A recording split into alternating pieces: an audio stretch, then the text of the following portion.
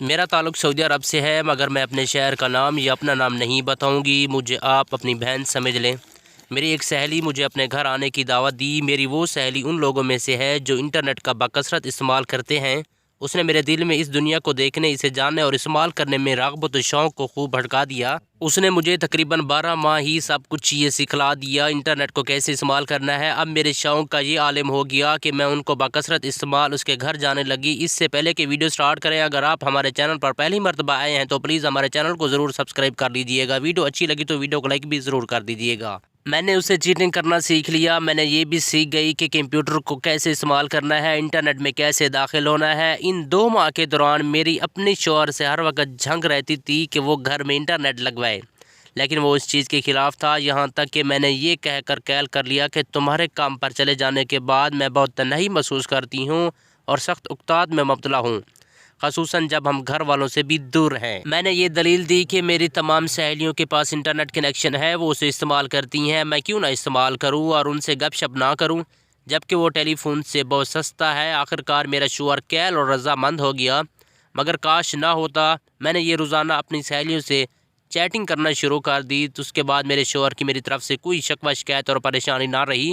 وہ جیسے ہی گھر سے نکلتا اور دیوار و شداد شوق کے ساتھ انٹرنیٹ کے طرف لپتی، کئی گھنٹوں تک طویل اوقات کے لیے بیٹھی رہتی تھی۔ اب تو میں یہ تمنا کرنے لگی کہ میرے شوہر زیادہ سے زیادہ باہر رہا کرے۔ میں اپنی شوہر سے پیار کرتی ہوں اور اس نے میرے معاملے میں کسی بھی کم و بیشی کوتاہی نہیں برتی۔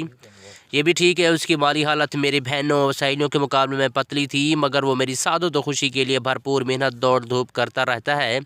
مروہ ایام اور وقت گزرنے کے ساتھ ساتھ میں محسوس کرنے لگی کہ انٹرنیٹ میرے لیے زیادہ سے زیادہ دل بہلا دینے کا ذریعہ بنتا جا رہا ہے، جبکہ اس سے قابل ہم ہر 15 دن کے بعد ملنے جایا کرتے تھے۔ جب کبھی اچانک میرا شوہر گھر داخل ہو جاتا تو میں گھبرا اٹھتی اور انٹرنیٹ موجود ہر چیز کو کچھ افراتفری میں بند کر دیتی کہ اسے میرے فعل پر تعجب ہوا کرتا تھا، لیکن اس پر مجھے کوئی قسم کا کوئی شک نہیں تھا، بلکہ وہ تو یہ چاہتا تھا کہ وہ دیکھے کہ انٹرنیٹ میں کیا کرتی ہوں اور اس سے کس طرح دل بہلاتی ہوں۔ ہو سکتا ہے کہ یہ محض ایک چھوٹی سی بات ہو یا شاید ہی یہی غیرت ہے کہ ایک دن جب اس نے لائیو چیٹ کرتے ہوئے کسی کی آواز سن لی تھی، جیسے میں اپنے تمام تر احتیاطی کوششوں اور اشاروں کے باوجود اسے چھپا نہ سکتی تھی، اس دن کے بعد وہ کبھی کبھار مجھ پر خفگی اظہار کرتا تھا اور کہا کرتا تھا کہ انٹرنیٹ حصول معلومات کا وسیع میدان ہے، لیکن یہ وقت ضائع کرنے کا باعث بھی ہے۔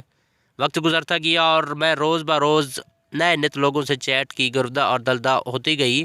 بچوں کی تربیت اور پرورش کا مسئلہ میں نے نوکری پر ڈال دیا۔ یہ تو میں جانتی تھی کہ میرا شوہر کب گھر آتا ہے، لہذا اس کی آمد سے پہلے کمپیوٹر اور انٹرنیٹ سب آف کر کے رکھ دیا کرتی تھی۔ جہاں تک میری ذات کا تعلق ہے، میں نے اپنے بنا و سنگار لاپرواہی برتنا شروع کر دی۔ اس انٹرنیٹ میں داخل ہونے سے پہلے میں اپنے شوہر کے گھر آنے پر بن سنوار کر اچھی صورت اختیار کر لیتی تھی، لیکن اب میرا بناؤ سنگار کم ہوتے ہوتے ختم ہو گیا۔ میں انٹرنیٹ کی اس حد تک دیوانی تھی کہ اپنے شوہر کے سو جانے پر چپکے چوری اٹھ کر انٹرنیٹ کمپیوٹر والے کمرے میں چلی جاتی تھی اور اس کے اٹھنے سے وقت سے پہلے چپکے سے دوبارہ بستر پر ہاتھ دبتی تھی۔ کچھ عرصے کے بعد اسے شاید احساس ہو گیا کہ میں انٹرنیٹ پر بلا وجہ وقت ضائع کرتی رہتی ہوں، لیکن وہ مجھ پر ترس کھاتا رہا کہ بیچاری اکیلی ہے، والدین بہن بھائیوں سے بھی دور ہے اور میں اس کے مشفقانہ جذبات سے خوب و ناجائز فائدہ اٹھایا ہے۔ وہ اس بات پر ناراض ہوتا کہ میں بچوں کے بارے میں لاپرواہی برت رہی ہوں۔ اس کے بات لے کر اس نے مجھے کئی دفعہ ڈانٹ پاٹ بھی کی، جس پر جھوٹ موٹ رونے لگتے اور اسے کہتی کہ معلوم ہے کہ آپ کے گھر میں کیا ہوتا ہے، ان کا خیال بھی بہت رکھتی ہوں، ان کی تربیت و پرورش میں بہت بڑا وقت صرف کرتی ہوں، مگر یہ سارا دن شرارتیں کر مجھے تھکا دیتے ہیں۔ سوائے اس گھر میں کسی خاص چیز کی ضرورت پیش آ جائے تو اس کو کبھی کبھار فون کرنے کی نوبت آ گئی۔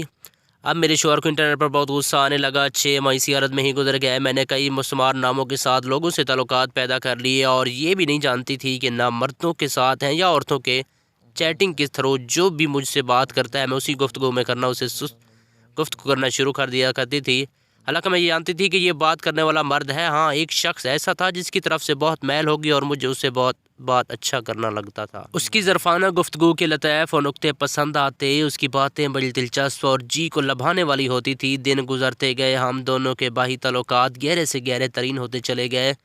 ان تعلقات کے قائم نئے 3 مہینے لگے۔ وہ مجھے اپنی میٹھی میٹھی باتوں سے اپنے طرف کھینچتا چلا گیا۔ اس کی گفتگو کے ہر لفظ سے پیار محبت کے پیمانے چھلکتے تھے۔ اس سے شوق و دیدار اور دو استشان ہوتا گیا۔ ہو سکتا ہے کہ اس کے الفاظ اس حد تک خوبصورت نہ ہوں، تاہم شیطان انہیں میرے سامنے خوب مزے کر کے پیش کرتا رہا۔ آج تک ہماری ساری کی ساری گفتگو چیٹنگ کے ذریعے صرف تحریری تھی۔ ایک دن اس نے میری آواز سننے کا مطالبہ کیا، جس سے میں نے رد کر دیا۔ اس نے بڑی پر اصرار کیا کہ حتیٰ کہ پھر میں نے اسے دھمکی دینا شروع کر دی، اگر میں نے آواز نہ سنائی وہ تحریری گفتگو بھی بند کر دے گا، نہ ہی چیٹ نہ ہی میل کرے گا۔ میں نے اس کے مطالبے کو ٹالنے اور اپنی راہ پر ڈٹے رہنے کی بہت کوشش کی، مگر میں اس پر قائم نہ رہ سکی، پتہ نہیں کیوں، یہاں تک کہ میں نے حامی بھر لی۔ ہم اس پر گفتگو متفق ہو گئے، ہم صرف ایک ہی مرتبہ آواز سے گفتگو ہوگی۔ اب کہ ہم نے آواز والی گفتگو کا ذریعہ اختیار کر لیا، اگرچہ مطلوبہ سسٹم اتنا معیاری نہیں تھا، تاہم اس کی آواز بہت ہی پیاری، اس کی گفتگو انتہائی شیریں، دل کو لو موا لینے والی تھی۔ مجھے اس کی بات اور آواز کی ٹون پسند آئی، میں مزید پریشان ہوگی۔ میں نے اسے کہا کہ وہ دور ہرگز نہ جائے، میں گھر سے زیادہ لیٹ نہیں ہو جانا چاہتی۔ اس نے مجھے باتوں پہ الجھانا شروع کر دیا۔ ناگہاں میں ایسی جگہ پر تھی جسے میں جانتی نہیں تھی، وہ جگہ اندھیری تھی، کوئی باغیچہ، کوئی فارم ہاؤس نہیں تھا۔ یہ کون سی جگہ تھی مجھے تو نہیں پتا۔ میں نے اسے کہا کہاں لے کے جا رہے ہو؟ اس نے پوچھا۔ یہ چند ہی لمحے گزرے تھے، گاڑی کھڑکی ہو گئی اور کوئی دوسرا ہی شخص میری سائیڈ کا دروازہ کھول کر مجھے زبردستی گاڑی سے باہر کھینچ رہا تھا۔ تیسرا شخص بھی فارم کے اندر ہی تھا۔ میں نے ایک چوتھے آدمی کو بیٹھے دیکھا۔ اس جگہ عجیب قسم کی بو آ رہی تھی، ہر چیز مجھ پر بجلی پن کر گر رہی تھی۔ میں چلئی روتی منتیں سماجتے کر کے اس سے رحم کرنے اور ترس کھانے کی اپیل کی۔ میں نے اپنے پاؤں پر زناٹے اور محسوس کیا کہ مجھے کوئی آواز میں مجھے چلا رہا تھا۔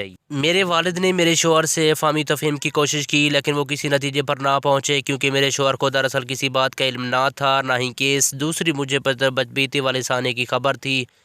ان گھٹیا لوگوں نے مجھے کس بڑی ذلت میں مبتلا کر دیا۔ اب یہ کلمات انتہائی طاقت کے عالم میں فرماش مرض پر پڑی لگ رہی تھی، جو ہو سکتا تھا میرے لیے بستر مرگ بن جائے۔ شاید میری یہ دستاں عبرت تھی۔ دوستو اپنے موبائلوں کو محفوظ رکھیں، وائف کو موبائل نہ دیں۔